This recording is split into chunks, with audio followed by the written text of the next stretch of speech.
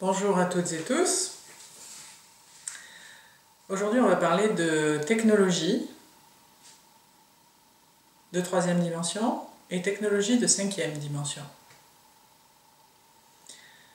Petit bref rappel sur la différence entre la troisième dimension et la cinquième dimension. Un monde de troisième dimension, c'est un monde régi par la densité et la dualité.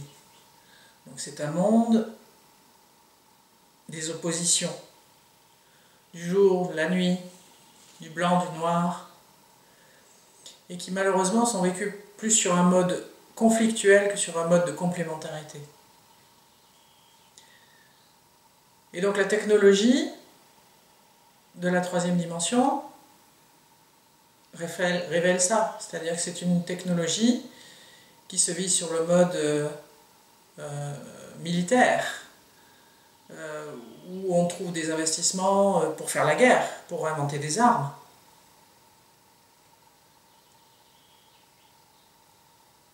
Voilà, qui contribue à une logique globale de prédation, où la nature doit se soumettre à la volonté, où on parle d'exploitation. Exploitation minière, exploitation agricole, exploitation forestière, on exploite la nature et les animaux. Un monde 5D, c'est un monde où les lois cosmiques prédominantes sont des lois de coopération, de partage, de respect, et où donc la prédation n'est plus possible. Et où donc on ne peut plus réfléchir en termes d'exploitation. Et ce qui est intéressant de comprendre, c'est comment on passe d'un monde de 3D à un monde de 5D. Le passage entre les 3D, la 3D ça relève du troisième chakra, qui est le chakra du plexus solaire, qui est le chakra de l'ego, du moi-je, ce qui correspond bien à cette logique de « je veux pour moi », l'avidité. Et le cinquième chakra, ça relève du chakra de la gorge, qui est un chakra de créativité et de générosité. Et on passe de l'un à l'autre en passant par le cœur.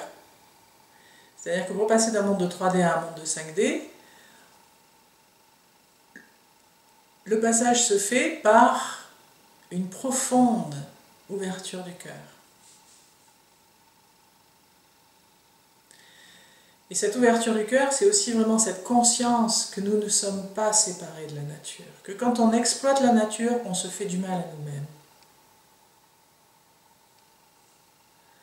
Et du coup, quand on arrive en 5D, c'est juste une évidence. J'ai le cœur ouvert. Je ne peux pas, c'est pas possible d'exploiter l'autre, d'exploiter la nature, d'abuser, d'être dans une logique de prédation. Dans notre monde 3D qui survit encore actuellement, dans lequel nous baignons encore considérablement, même si le monde 5D commence à apparaître dans plein d'endroits, dans ce monde 3D, on essaye de nous faire croire qu'il existe une possibilité, un espace où on peut faire de la finance verte. Et donc, je vous recommande très fortement d'aller voir sur YouTube le film qui s'appelle Planet of the Humans, le dernier documentaire de Michael Moore, qui est un réquisitoire contre le greenwashing qui est très argumenté, on va dire. Parce qu'on essaye de nous faire croire que si on fait des voitures électriques, ça va nous sauver. Si on fait des éoliennes, ça va nous sauver. Si on fait des kilomètres carrés de panneaux photovoltaïques, ça va nous sauver. C'est pas vrai.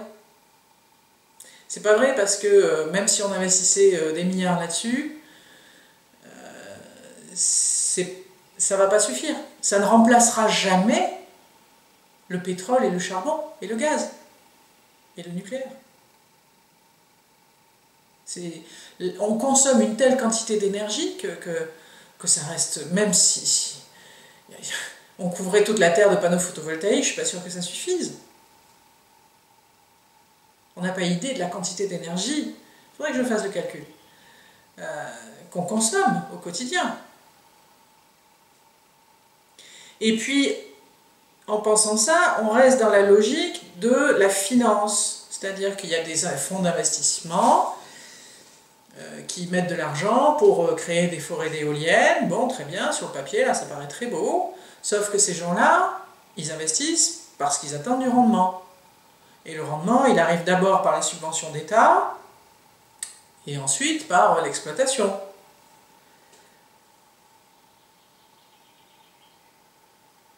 Et donc, on reste dans une logique de prédation, parce qu'on veut faire du profit. C'est pas juste, on veut rentabiliser ou équilibrer, ou ne serait-ce que respecter la nature. Non, non, on veut exploiter la nature, exploiter le soleil, exploiter le vent. Et on reste dans cette logique d'exploitation, de prédation. Et donc penser la technologie en 5e dimension, ça veut déjà dire changer notre mode de pensée. Arrêter de penser qu'on va pouvoir continuer d'exploiter. Il s'agit de faire avec. Il s'agit de commencer à penser en termes de recevoir le cadeau que la nature nous fait. Recevoir et utiliser à bon escient ce cadeau. Dans le respect, sans détruire la nature plus que nécessaire.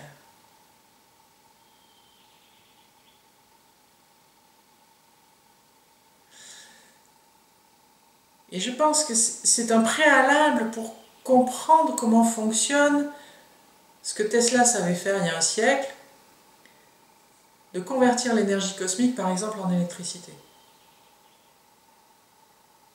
Parce que cette énergie cosmique, elle a toujours été à portée de main. Elle est là, partout, et tout le temps. Mais la première des choses, c'est déjà rentrer dans une attitude de gratitude par rapport à l'univers, de nous offrir ce cadeau-là. Et de le prendre, de le recevoir, et de le convertir à bon escient. Si c'est pour trouver une manière de convertir l'énergie cosmique pour faire voyager toujours autant d'avions de fret et de paquebots et de cargos de fret qui font le tour du monde et qui consomment une quantité absolument hallucinante de pétrole pour des objets qu'on pourrait fabriquer ici, on n'a rien gagné.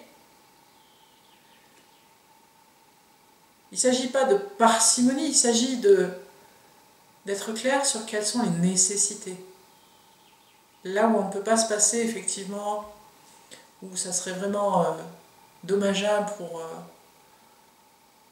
pour notre confort, très relatif. Attention, la notion de confort, on pourrait en parler beaucoup aussi. Mais on ne fera pas l'économie de relocaliser beaucoup de choses. Et d'apprendre à se passer de beaucoup de choses. Actuellement, l'Europe exporte illégalement 350 000 tonnes de déchets électroniques par an en Afrique et en Asie. Les conditions de recyclage avec des blacks ou des indiens en tongs qui font brûler dans des... Enfin, qui respirent les fumées, c'est juste atroce. 350 000 tonnes de déchets par an, ça fait environ 1 kg par an et par personne en Europe. Peut-être qu'on peut construire des smartphones qui durent plus longtemps. Peut-être qu'on peut faire des ordinateurs qui durent plus longtemps. Peut-être qu'on n'est pas obligé de faire des mises à jour de logiciels tous les 15 jours. Et on ne parle pas de la consommation des centres des serveurs informatiques qui stockent tellement de données qui sont après trafiquées, revendues, etc. Voilà, donc changer la technologie 5D, c'est déjà commencer par changer le regard sur le monde et sortir de cette mentalité d'exploitation. Il faut écouter Gaël Giraud sur YouTube. Ce jésuite haut financier a un regard là-dessus qui est formidable. Et il propose de vraies solutions pour le monde de demain. Je mettrai les liens sous la vidéo. Bonne journée, à bientôt.